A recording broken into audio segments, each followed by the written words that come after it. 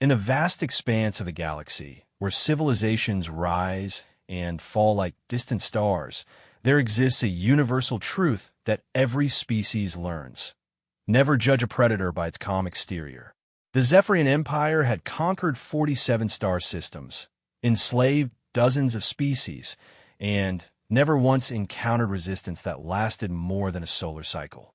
Their military doctrine was simple: overwhelming force, superior technology, and the unshakable belief that biological evolution had peaked with their own kind. Then, they discovered Earth. What they found was a small, blue planet inhabited by bipedal creatures who had barely managed to crawl beyond their own moon. No energy shields, no plasma weapons, no faster-than-light travel. The humans appeared to be nothing more than primitive mammals who had somehow stumbled into basic spaceflight. The Zephyrian High Command didn't even bother sending their elite forces. A single battle group would suffice to add another easy conquest to their empire. But, as General Krextar would soon discover, there are some things in the universe that no amount of advanced technology can prepare you for. There are forces that transcend energy weapons and quantum shields. And sometimes the most dangerous predator is the one that doesn't look dangerous at all. The humans were about to teach the galaxy a lesson it would never forget. That survival isn't about having the best weapons. It's about having the will to use whatever you have, no matter the cost. The bridge of the Zephyrian Dreadnought's stellar dominion hummed with quiet efficiency as it dropped out of hyperspace at the edge of the Sol system. General Krextar stood 8 feet tall, his chitinous exoskeleton gleaming under the ship's ambient lighting, for arms crossed in a display of casual authority. His compound eyes, each containing thousands of individual lenses, swept across the tactical displays with practiced ease. "Initial scan complete, General," reported Commander Vel-9, her voice carrying the typical clicking undertones of their species. "The third planet shows signs of technological civilization, but the readings are peculiar." Krextar's mandibles clicked in mild interest. After conquering 47 systems, very little qualified as peculiar anymore. Elaborate. Their technology appears to be primarily chemical-based propulsion and primitive electronics. No energy shields detected. No plasma weapons. Their largest orbital installation appears to be some sort of research facility. Vel-9 paused, her antennae twitching with what might have been confusion. "General, according to our scans, they're still using projectile weapons." A ripple of amusement passed through the bridge crew. Projectile weapons, the kind that threw pieces of metal through kinetic force, were considered museum pieces even by species that had barely achieved spaceflight. The idea that a civilization could reach orbital capability while still relying on such primitive armaments seemed almost absurd. "How many ships do they have in their defense fleet?" Krextar asked, expecting to hear numbers that would require at least some tactical consideration. "Approximately 12 vessels in orbit, General. All appear to be research or cargo ships. We've detected no military vessels of any significant capability. Their largest ship is roughly 1/10 the size of our smallest frigate." Krextar's forearms uncrossed as he moved to the central command platform. This was almost disappointing. The Empire's expansion had slowed considerably in recent cycles, not due to increased resistance, but because they were running out of systems worth conquering. Most species either surrendered immediately upon seeing a Zephyrian battle group, or put up such pitiful resistance that the conquest was over within days. "Sir," interrupted Lieutenant Zacharias from the communication station, "we're receiving a transmission from the planet." "Put it through." The main view screen flickered to life, revealing a human male in what appeared to be some sort of military uniform. The creature looked remarkably fragile. Soft skin, small eyes, no visible natural armor or weapons. It spoke in a series of sounds that the translation matrix quickly converted to understandable communication. "Unknown vessels. This is Admiral Sarachun of the United Earth Defense Force. You have entered our solar system without authorization. Please state your intentions and prepare to be boarded for inspection." The bridge fell silent for a moment before erupting in what could only be described as laughter, a harsh chittering sound that echoed off the metallic walls. The idea that these primitive creatures were demanding to board a Zephyrian dreadnought was beyond amusing. Krextar gestured for silence. Open a channel. The view screen now showed the human more clearly. Admiral Chun appeared to be a female of their species, her hair bound back in a practical manner, her expression serious but not fearful.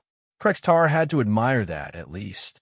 Most species showed immediate signs of terror when confronted with Zephyrian military might. "I am General Krextar of the Zephyrian Empire," he began, his voice carrying the authority of someone who had never been denied. "Your system now belongs to the Empire. You will surrender immediately and submit to integration into our territory. Resistance will result in the complete destruction of your civilization." Admiral Chin's expression didn't change. "General, with respect, that's not going to happen. We're prepared to defend our system and our people. You should withdraw your forces immediately." The audacity was almost refreshing. Krextar found himself genuinely curious about these humans now. "Admiral, perhaps you don't understand the situation. This single ship carries enough firepower to reduce your planet to molten rock. We have shielding technology that renders your primitive weapons useless. You have no possible means of resistance." "General," Chen replied, and Krextar thought he detected something in her voice. Not fear, but something else entirely. "I don't think you understand the situation. This is our home. We're not going anywhere." The communication ended abruptly as the humans cut the transmission. Commander Vel9 approached the general's platform. "Orders, sir." Krextar was silent for a moment, studying the tactical display. The human fleet was positioning itself between the Zephyrian ships and their planet, a classic defensive formation, though executed with what appeared to be remarkable precision despite their technological limitations. "How long since we detected their radio emissions?" he asked. "Approximately 200 of their local years, sir. They've had a space presence for less than a century, and they're willing to fight a superior force to defend their home." Krextar's mandibles clicked thoughtfully. "Interesting. It's been some time since we encountered a species with such determination. Shall we proceed with bombardment, General? We can have their major population centers destroyed within the hour." Krextar considered this. The standard Imperial protocol was indeed to destroy any meaningful resistance quickly and decisively. But something about the human response intrigued him. Perhaps it was the complete absence of fear or the matter-of-fact way they had refused his demands. In his experience, species that had never faced superior technology usually responded with either immediate surrender or wild, desperate threats. The humans had done neither. "No," he said finally. "Deploy the third fleet group. I want to see how these humans fight before we end this. It might be educational." The order went out across the battle group. Within minutes, 60 Zephyrian warships were moving toward the inner system, their hulls gleaming like metallic predators in the distant sunlight. Each ship was equipped with particle beam weapons capable of vaporizing mountains, defensive shields that could withstand nuclear weapons, and armor that had never been penetrated by any known technology. As they approached, the human ships began moving. Krextar watched with growing interest as the primitive vessels executed maneuvers that showed remarkable coordination. They were positioning themselves not for a direct assault, which would have been suicide, but in some sort of layered defensive formation. "General," reported the tactical officer, "the human ships are moving toward the outer planets. It appears they're trying to draw us away from their homeworld. Let them. Order all ships to pursue. I want to see what they're planning." The chase lasted several hours, the Zephyrian fleet easily keeping pace with the human vessels despite allowing them to maintain distance. The humans led them past the giant outer planet the locals called Jupiter, through a field of frozen rocks and ice, and toward the system's edge. It was then that Krextar began to suspect the humans were more clever than they appeared. "Sir, we're detecting multiple energy signatures ahead," reported the sensor operator.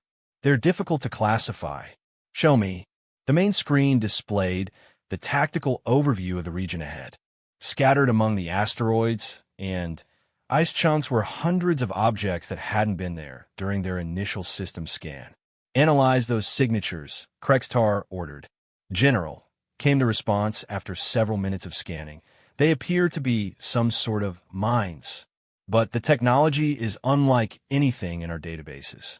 They're using what appears to be nuclear fusion reactions, but contained in some sort of primitive magnetic field system. Krextar's four arms crossed again as he studied the display. Nuclear mines were hardly a threat to ships with their level of shielding, but the fact that the humans had managed to deploy hundreds of them without detection showed a level of tactical planning that was unexpected. Detonate a path through the field, he ordered. All ships, maintain formation. The lead Zephyrian destroyers opened fire, their particle beams lancing out to detonate the human mines.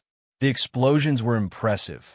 Each mine released the equivalent of several megatons of destructive force, but harmless to Zephyrian shielding technology. It was as the fleet was halfway through the minefield that things began to go wrong. General, we're experiencing some sort of electromagnetic interference, reported the communications officer. It's affecting our long-range sensors. Source? Unknown, sir. The interference appears to be coming from the detonation of the mines, but the effect is far greater than should be possible from nuclear explosions. Krextar frovnid. The humans couldn't possibly have technology capable of interfering with Zephyrian systems. Their electronics were primitive by Imperial standards. Sir, we're detecting movement among the asteroids, called the tactical officer. Multiple contacts, small and fast. Show me. The screen revealed dozens of small craft emerging from concealment among the asteroids.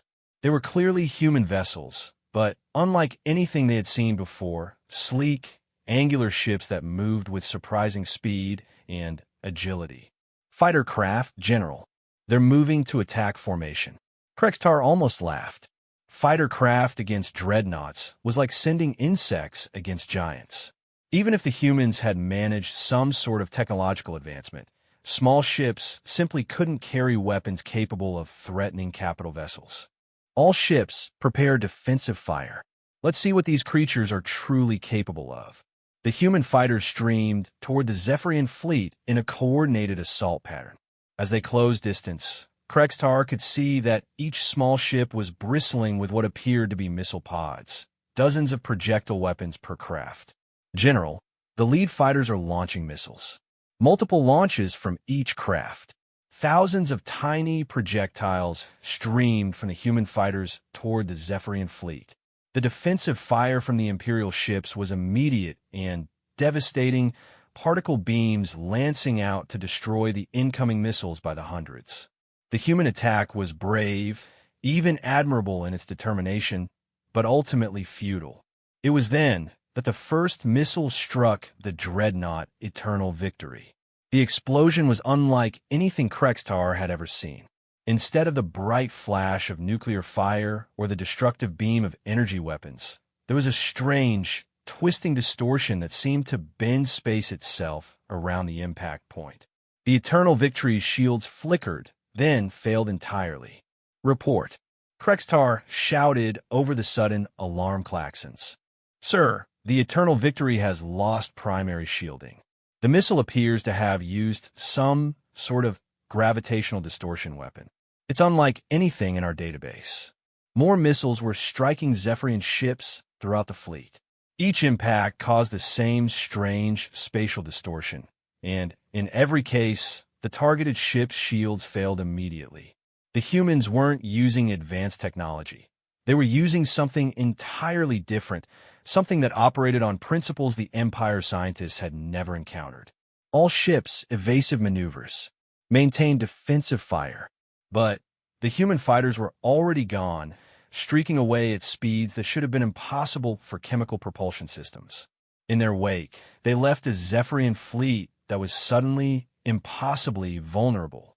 General, Commander Volnine approached the command platform, her voice tight with concern. Orders. Krextar stared at the tactical display, his mind racing. In less than an hour, these primitive humans had done something no enemy had managed in over a century of Imperial expansion. They had found a way to neutralize Zephyrian shields. "Signal the fleet," he said finally. "All ships are to withdraw to maximum engagement range. And give me your science teams. I want to know how they did this." As the Zephyrian fleet pulled back, Admiral Chen's face appeared once again on the main screen. This time, her expression held something that Krextar was beginning to recognize. "General," she said, and her voice carried a quiet confidence that made Krextar's exoskeleton feel suddenly cold. "Perhaps we should talk." The emergency meeting aboard the Stellar Dominion lasted 6 hours. Krextar had summoned every science officer, tactical analyst, and weapons specialist in the fleet to analyze what had happened during the human attack. The results were both fascinating and deeply troubling. The gravitational distortion weapons appear to function by creating localized space-time anomalies, reported Chief Science Officer Mordak, his 6 arms gesturing at holographic displays that showed the mathematical models. "The effect is similar to what we might expect from a controlled micro-black hole, but the energy requirements should be far beyond anything these humans could generate."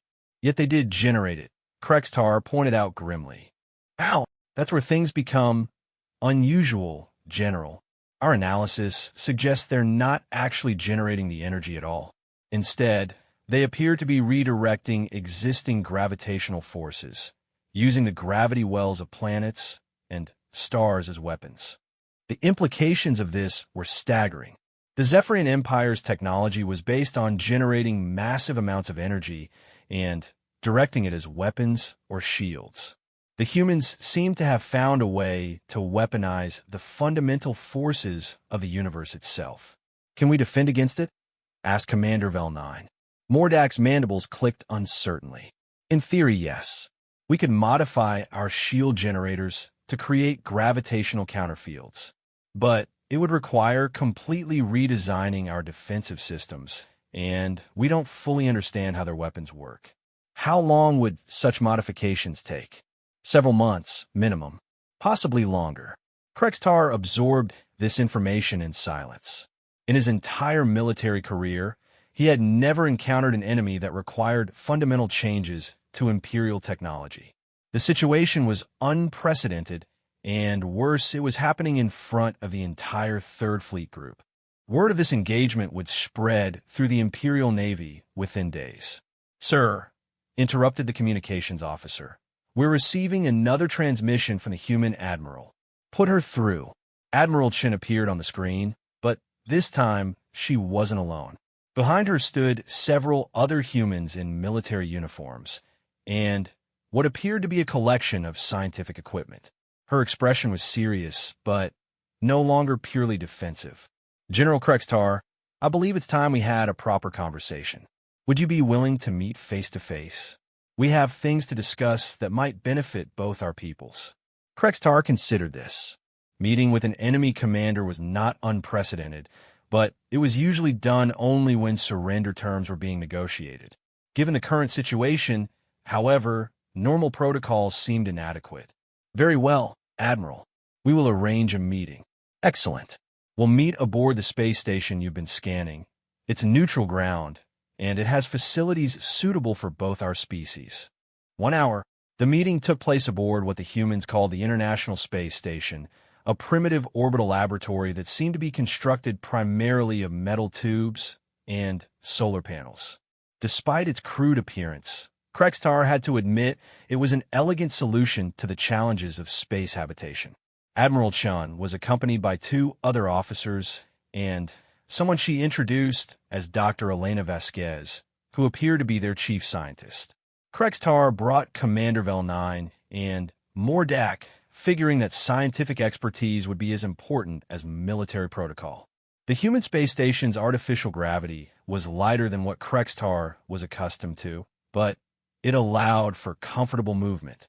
The humans had prepared what they called a conference room, a space with a large table and various displays showing star charts and technical diagrams. "General," Admiral Chen began once everyone was seated, "before we discuss terms, I think you should understand exactly what you're dealing with here." "I'm listening." Dr. Vasquez activated one of the displays, showing what appeared to be a historical timeline. General, your people appear to have developed along a path of increasing energy generation and manipulation. You build bigger reactors, more powerful weapons, stronger shields. It's an impressive approach, and it's served you well. Krextar nodded. This was indeed the foundation of Zephyrian civilization. Humans developed differently. We didn't have the natural advantages your species possesses. We're not naturally armored, we're not particularly strong, and we don't have multiple arms for manipulation. So we learned to be clever. The display changed to show human history, wars, technological development, the gradual expansion into space. But what struck Krextar was the pattern. Every advancement seemed to come from finding new ways to use existing forces rather than generating more power. Our weapons today are based on principles we discovered centuries ago, Dr. Vasquez continued. Instead of trying to generate gravitational fields, we learned to manipulate existing ones. Instead of creating massive energy sources, we found ways to redirect energy that was already there. The principle is called leverage, added Admiral Chun. Give me a lever long enough and a place to stand, and I can move the world. We've been applying that philosophy to everything we do. Mordak leaned forward, clearly fascinated despite the military implications. Your gravitational weapons. They're essentially gravitational levers. Exactly. Every massive object in space creates gravitational fields. We simply found a way to focus and redirect those fields as weapons. The energy doesn't come from us. It comes from the planets and stars themselves. Krextar felt a chill run through his exoskeleton. How many such weapons do you have? Admiral Chin smiled, and it was not a comforting expression. General, every human ship carries gravitational manipulation systems. But more importantly, we've had 200 years to prepare defenses for a solar system. Would you like to see? Without waiting for an answer, she activated another display. This one showed the Sol system, but not as Krextar had seen it before. Instead of a few planets and asteroids, the display revealed a complex network of gravitational manipulation stations, hidden among asteroids and positioned at strategic points throughout the system. We've been tracking your empire's expansion for the past 50 years, Chen explained. We knew you would come eventually. Every asteroid belt, every planet, every moon in our system has been converted into a potential weapon. If we wanted to, we could create gravitational anomalies that would tear your ships apart, regardless of your armor or shielding. Why haven't you? Krextar asked, though he suspected he knew the answer. Because we're not conquerors, General. We're defenders. We don't want your empire. We just want to be left alone. Dr. Vasquez added, but if you force us to fight, we'll fight with every tool we have. And our tools are rather unique. Commander Velnine spoke for the first time since the meeting began. You're threatening to destroy our fleet. No, Admiral Chin corrected. We're offering you a choice. You can continue your attack and discover exactly how creative humans can be when their survival is threatened. Or you can withdraw, and we could discuss a different kind of relationship. Krextar considered this. The tactical situation was unlike anything he had encountered. The humans possessed weapons that could neutralize Imperial technology. They had turned their entire solar system into a fortress, and they were offering terms rather than demanding surrender. It was unprecedented. What kind of relationship? He asked. Dr. Vasquez leaned forward eagerly.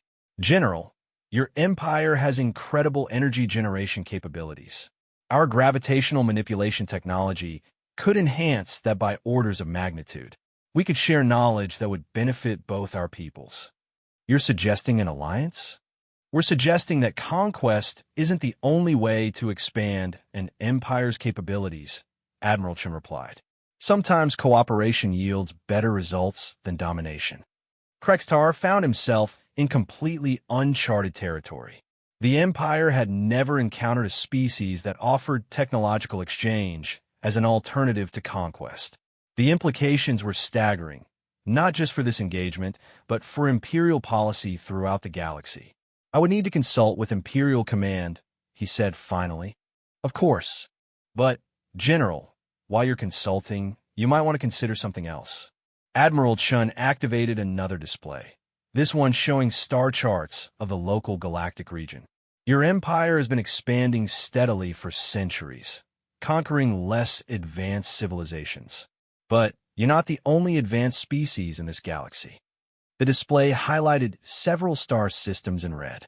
We've detected at least 3 other spacefaring civilizations with technology comparable to yours. Sooner or later, you're going to encounter one of them.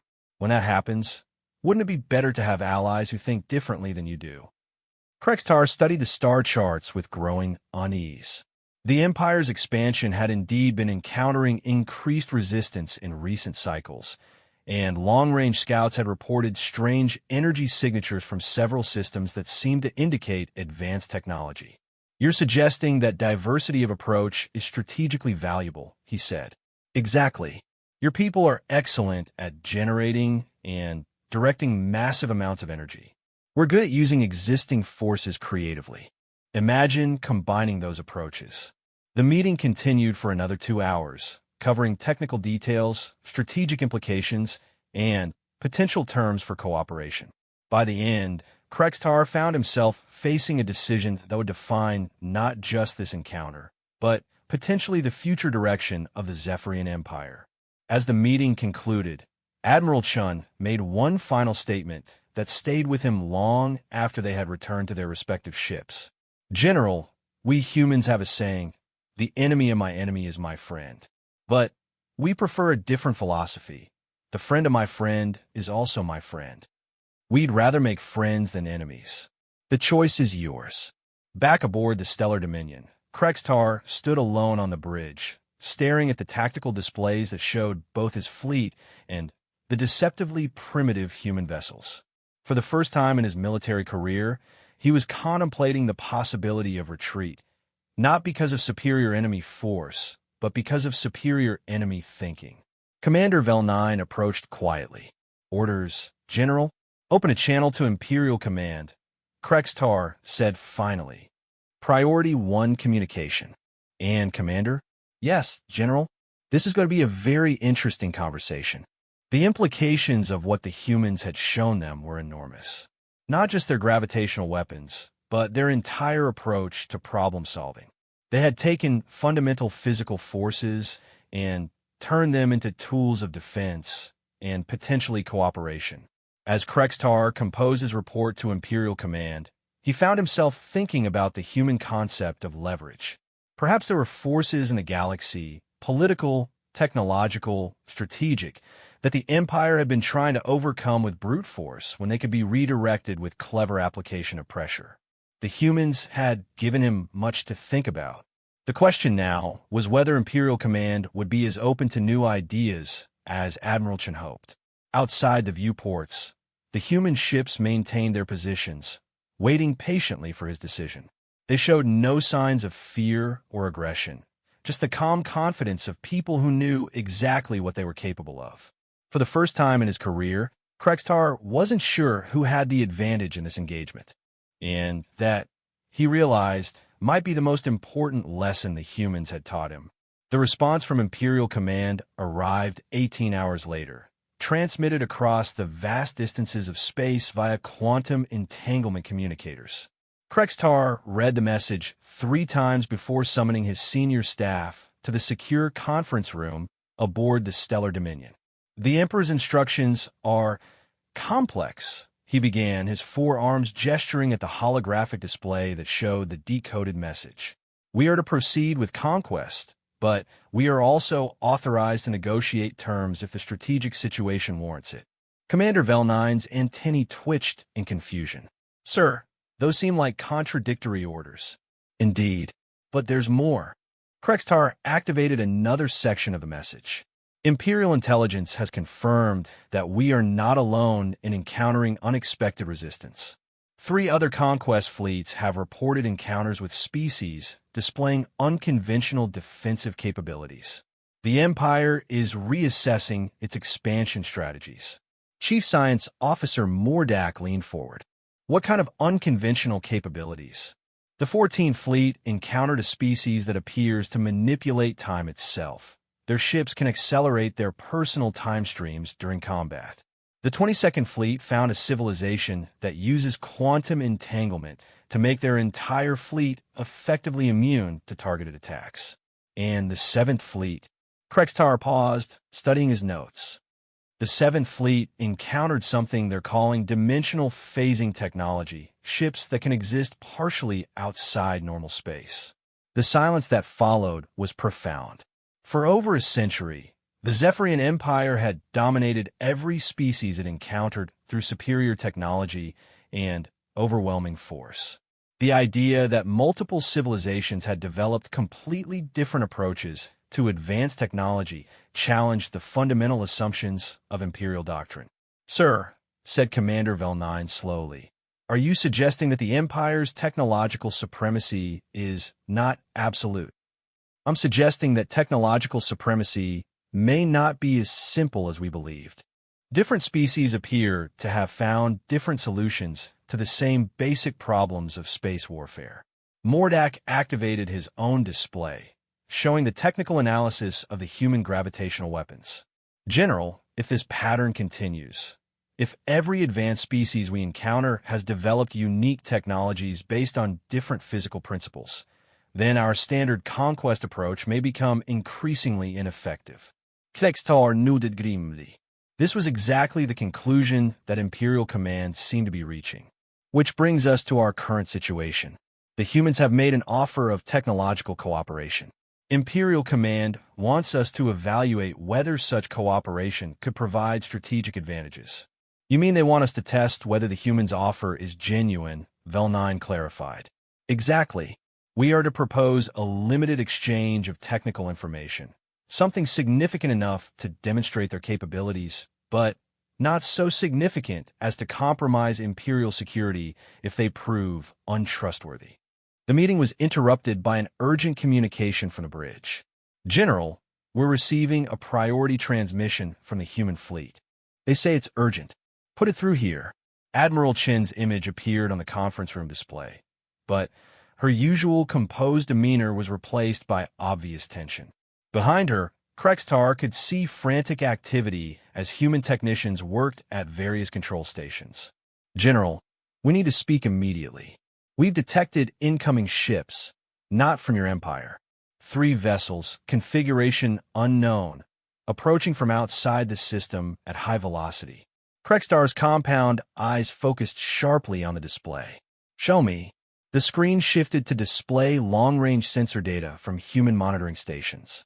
3 objects were indeed approaching the Sol system, their energy signatures unlike anything in Zephyrian databases. The ships were large, roughly the size of Imperial dreadnoughts, but their configuration was unlike any known design. "Have you attempted communication?" Krextar asked. "Yes."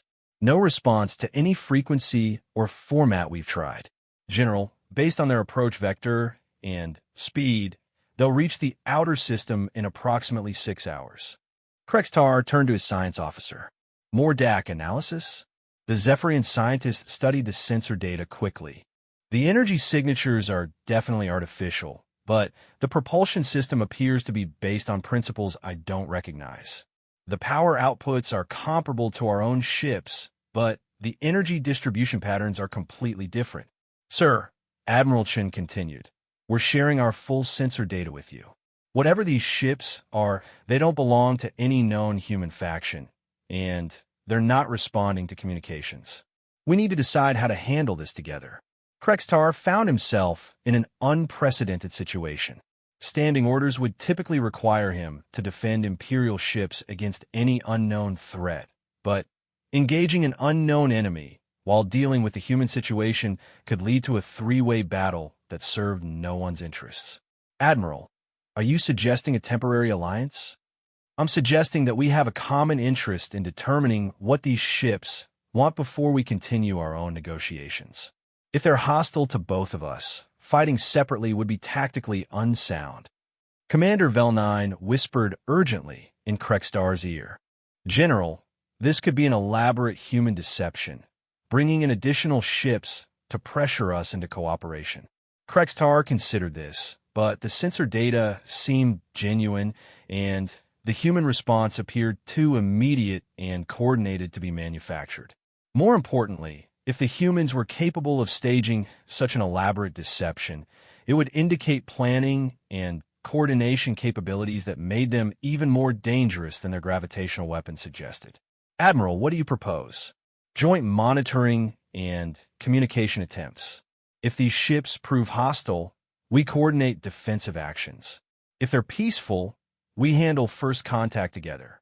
Either way, we maintain our separate commands but share tactical information. Agreed. We'll coordinate sensor data and establish joint communications protocols.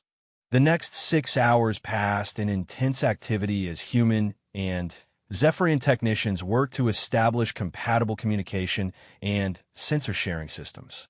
Despite their technological differences, both species proved remarkably adaptable when faced with a common unknown. The unknown ships dropped out of faster-than-light travel at the edge of the Sol system, exactly where the sensor predictions had indicated. Immediately, every scanner in the system turned toward them, revealing ships that were unlike anything either species had encountered. The vessels appear to be grown rather than constructed, with organic-looking curves and surfaces that seem to shift and flow even while stationary. Their energy signatures indicated massive power sources, but distributed throughout their structures rather than concentrated in specific reactor areas. Attempting communication on all standard frequencies, reported the communications officer aboard the Stellar Dominion. Simultaneously, human communication specialists tried their own range of contact protocols. For several tense minutes, there was no response from the unknown vessels. Then, suddenly, every communication system in the Sol system activated simultaneously. The message that came through was not transmitted to any specific ship or station. It simply appeared on every screen and communication device capable of receiving it. The beings that appeared were tall, graceful creatures with elongated limbs and features that seemed to flow like water. Their skin had an iridescent quality that shifted through multiple colors, and their eyes were large and multifaceted, somewhat like Zephyrian compound eyes, but far more complex. "Greetings," the lead being said, its voice somehow conveying harmony and authority simultaneously. "I am Harmonist First Level Zinthara of the Confluence. We have observed your interaction and find it interesting." Admiral Chun was the first to respond. "Welcome to the Sol system. I am Admiral Sarachen, representing humanity. May I ask the purpose of your visit?" "We are explorers and observers of developing civilizations. Your species and the Zephyrians represent an unusual phenomenon. Two technologically advanced civilizations encountering each other without immediate warfare. This is rare in our experience." Krextar activated his own communication system. "I am General Krextar of the Zephyrian Empire. Are you saying you've been watching our encounter?" "Not specifically, but we monitor regions of space where interesting developments occur. The combination of Zephyrian energy manipulation technology and human gravitational engineering has created detectable space-time distortions. Such cooperation between different technological approaches is noteworthy." Dr. Vasquez, who had joined Admiral Chun for the communication, leaned forward eagerly. "Cooperation between different approaches. Is that common among advanced civilizations?" Harmonist Zinthara's expression shifted in what might have been amusement. "Common? No. Most species tend to develop along a single technological path and assume their approach is optimal. When they encounter other species, conflict usually results from the assumption that only one approach can be correct." "But you're saying that's not true?" Chen asked. "Indeed. The confluence consists of 17 different species, each of which developed different solutions to the challenges of advanced technology. We discovered that combining different approaches often yields results superior to any single method." Mordak spoke up from his position aboard the Zephyrian ship. "What kind of combinations?" "Energy manipulation combined with gravitational engineering, as you are discovering, can create effects that neither approach can achieve alone. Temporal manipulation combined with quantum entanglement allows for communication and coordination across vast distances instantaneously. Dimensional phasing combined with biological adaptation allows for exploration of spaces that normal matter cannot enter. Krextar felt his understanding of galactic civilization shifting fundamentally. You're saying that technological diversity is strategically advantageous? More than advantageous. It appears to be necessary for advancement beyond a certain level. Species that refuse to adapt their approaches or cooperate with others eventually reach technological plateaus they cannot overcome alone. Admiral Chun and Krextar exchanged glances across their communication link. The implications of what Zinthara was saying aligned perfectly with the cooperation the humans had proposed, but on a much larger scale. Harmonist, Chun said carefully. Would the Confluence be interested in expanding its membership? That depends, Zinthara replied, on whether the potential members are capable of genuine cooperation rather than merely temporary alliance. Are you? The question hung in the space between the three fleets. Krextar realized that they were being offered something far more significant than a simple peace treaty or even a technological exchange. They were being invited to join what appeared to be a galactic confederation based on the principle that diversity of approach was stronger than uniformity of method. What would such cooperation entail? Krextar asked. For civilizations at your development level, primarily technological and scientific exchange. Each member species contributes their unique approaches to common problems, and all species benefit from the combined solutions. Military cooperation is available, but not required unless a member is threatened by external forces. External forces? Admiral Chen inquired. Zinthara's expression became more serious. The galaxy contains species that view technological diversity as a threat rather than a strength. They seek to impose their own approaches on all other civilizations, by force if necessary. The Confluence exists partly to protect member civilizations from such threats. Krextar felt a chill run through his exoskeleton. The description sounded uncomfortably like Zephyrian imperial policy up until this moment. How many such threatening civilizations exist? He asked. Currently, we are aware of 3 major powers that pursue forced technological uniformity. They are why we monitor developing civilizations so carefully to offer alternatives to conquest-based expansion. The communication continued for another hour, covering the structure of the Confluence, the benefits and responsibilities of membership, and the current state of galactic politics. By the end, both Krextar and Admiral Chun were faced with decisions that would affect not just their individual civilizations, but their species' roles in galactic civilization. As the formal communication ended, Zinthara made one final comment that stayed with both leaders. The choice before you is not simply between war and peace, but between isolation and growth. The universe is vast enough for many different approaches to coexist and complement each other. The question is whether you are wise enough to embrace that possibility. 6 months later, General Krextar stood in what had once been the war room aboard the Stellar Dominion, watching as human and Zephyrian technicians worked side by side to install the new hybrid gravitational energy manipulation systems. The transformation had been remarkable, both technologically and personally. The decision to join the Confluence had not been easy for either species. For the Zephyrian Empire, it had required a fundamental shift from a conquest-based expansion model to one based on cooperation and technological exchange. For humanity, it had meant accepting that their small, isolated civilization was part of something much larger and more complex than they had ever imagined. But the results had exceeded everyone's expectations. General called Commander Vel9 from across the room, where she was reviewing tactical displays with Admiral Chun. The combined defense grid is showing 97% efficiency. The integration of human gravitational manipulation with our energy shield technology has created defensive capabilities neither of us could have achieved alone.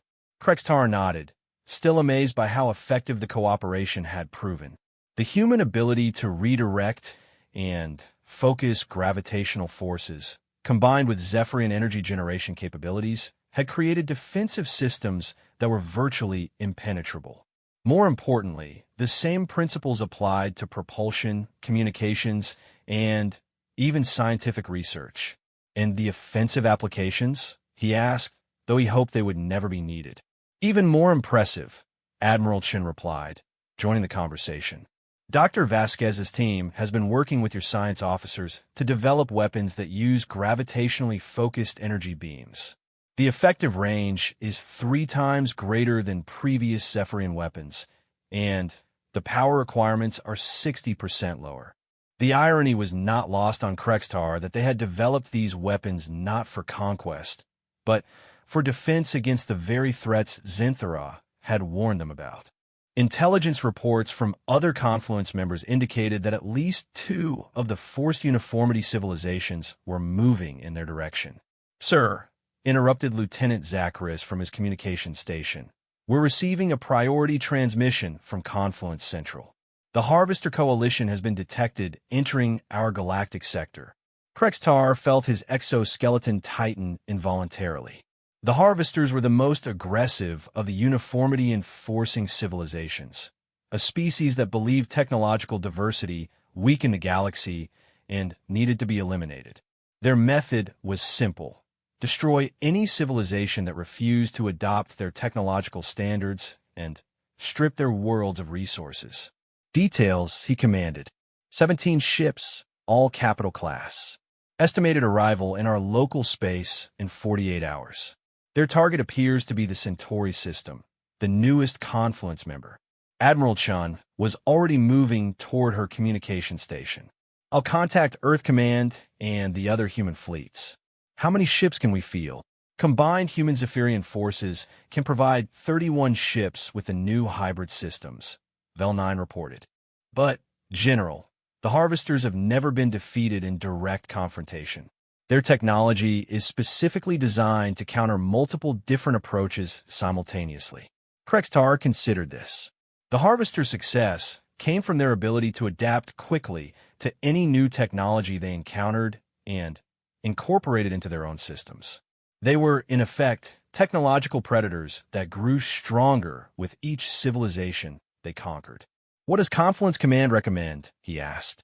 Delay tactics and coordinated defense, Zacharias replied. Multiple member civilizations are sending support fleets, but they won't arrive for several days. Then we buy them time. Krextar made his decision quickly. Signal all ships. We're moving to intercept the Harvesters before they reach Centauri. Admiral Chun, can your gravitational engineers create the kind of space-time distortions we discussed? Chun smiled grimly. General, we've had 6 months to think about this problem. Dr. Vasquez has some ideas the Harvesters have definitely never encountered before. The combined human Zephyrian fleet moved out within the hour, their ships running with the new hybrid systems that had become the hallmark of their cooperation. As they traveled toward the intercept point, the 2 species crews worked together with an efficiency that would have been impossible just months before. The Battle of the Void, as historians would later call it, began when the Harvester fleet encountered what appeared to be a standard defensive formation. 17 alien ships, each larger than any vessel in the human Zephyrian fleet, moved to engage what they assumed would be another easily conquered enemy. The Harvester's initial attack followed their standard pattern. Overwhelming firepower designed to quickly eliminate resistance before the enemy could adapt. Their weapons struck the combined fleet's shields with devastating force and accomplished absolutely nothing. Report demanded Harvester Commander Thexmore aboard the flagship Universal Order. Sir, our energy weapons appear to be ineffective. The enemy shields are redirecting our attacks somehow. The energy is being dispersed into space rather than absorbed or deflected. Impossible. Increase power by 50%. The second attack was even more intense, but with the same result. The human gravitational manipulation systems were redirecting the Harvester energy weapons' output into gravitational distortions that simply dispersed the energy harmlessly. Sir, the enemy fleet is advancing, reported the tactical officer. What followed was unlike any space battle in galactic history. The human Zephyrian fleet didn't simply attack the Harvesters. They changed the fundamental nature of the battlefield itself. Dr. Vasquez's gravitational engineers, working with Zephyrian energy specialists, created localized space-time distortions that made conventional targeting impossible. Harvester weapons fired at ships that were simultaneously in multiple locations, their targeting systems confused by gravitational lenses that bent space itself. Meanwhile, the hybrid weapons systems developed by the combined fleet proved devastatingly effective. Energy beams focused through gravitational fields could penetrate Harvester shields and armor with surgical precision. But, perhaps most importantly, the battle demonstrated something the galaxy had never seen before, a defense that became stronger as the enemy adapted. Every time the Harvesters modified their weapons or tactics, the combined fleet responded not by developing countermeasures, but by changing their approach entirely. Human creativity combined with Zephyrian technical expertise meant that they could shift tactics faster than their enemies could adapt. "Sir," reported Commander Vel-9 as the battle reached its climax, "the Harvester fleet is withdrawing. They've lost 4 ships, and their remaining vessels appear to be suffering systemic failures." Krextar watched the retreating enemy ships with a mixture of satisfaction and amazement. Systematic failures? According to our scans, their adaptation systems are overloading. They're designed to incorporate new technologies, but they can't handle approaches that change faster than they can analyze them. Admiral Chen's voice came over the communication system from her flagship. "General, we're receiving a transmission from the Harvester commander. They want to discuss terms." The conversation that followed was brief, but unprecedented. Harvester Commander Thexmore, faced with technology that defied his species' ability to adapt and counter, offered something the Harvesters had never offered before: withdrawal in exchange for technological information. "We do not understand your methods," Thexmore admitted, his pride clearly damaged by the admission. "Our systems cannot adapt to approaches that continuously change." "How is this possible?" Admiral Chun answered, her voice carrying the confidence of someone who had learned to embrace complexity rather than fight it. "Commander, we don't use a single approach. We use many approaches working together. When you adapt to one method, we're already using 3 others. This is inefficient," Thexmore protested.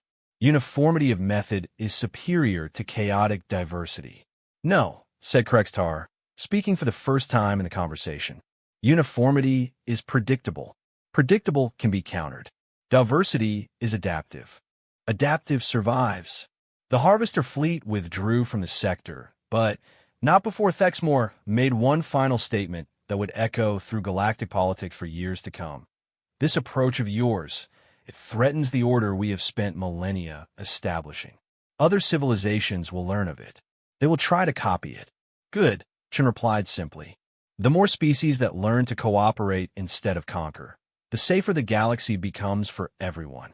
3 years later, Krextar stood in the command center of New Geneva Station, the first jointly constructed human Zephyrian space facility.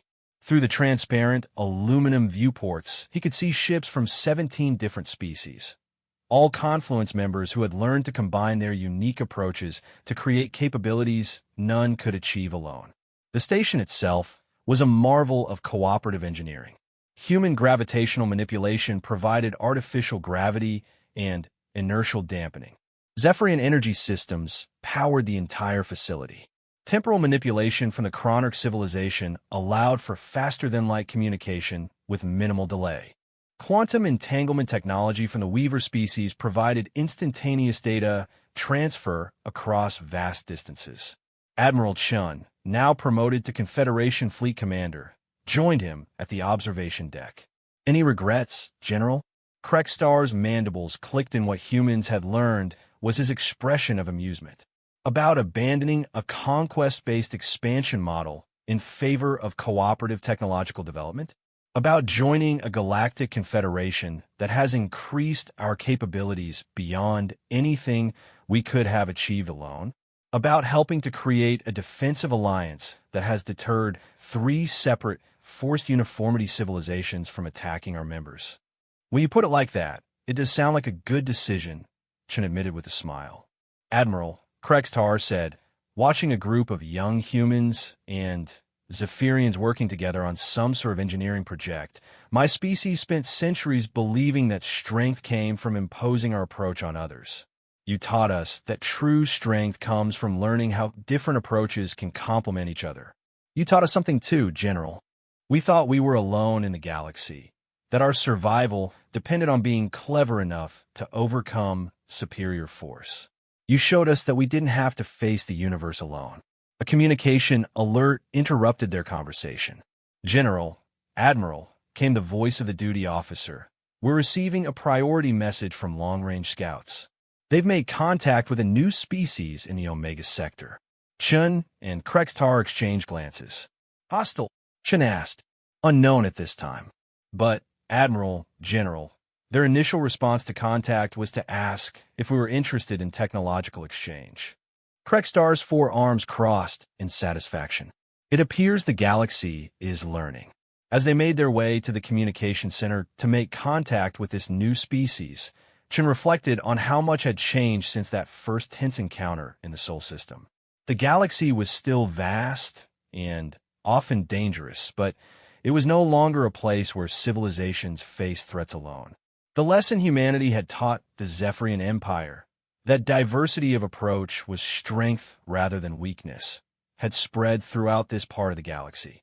Species were choosing cooperation over conquest, learning from each other rather than trying to dominate each other. You know, Chun said as they entered the communication center, when we first met, you told me the humans appeared ordinary. What do you think now? Krextar's compound eyes focused on the displays showing the positions of confluence fleets throughout the sector. Hundreds of ships from dozens of species, all working together to explore, defend, and grow stronger through cooperation. Admiral, he said finally, I think that appearing ordinary while being extraordinary is perhaps the most dangerous combination in the galaxy. And I think the universe is a better place because humans are exactly that extraordinary. The communication with the new species began, and once again, instead of demands for surrender or threats of conquest, the conversation started with the simple question that had changed everything. What can we learn from each other? In the end, that had made all the difference.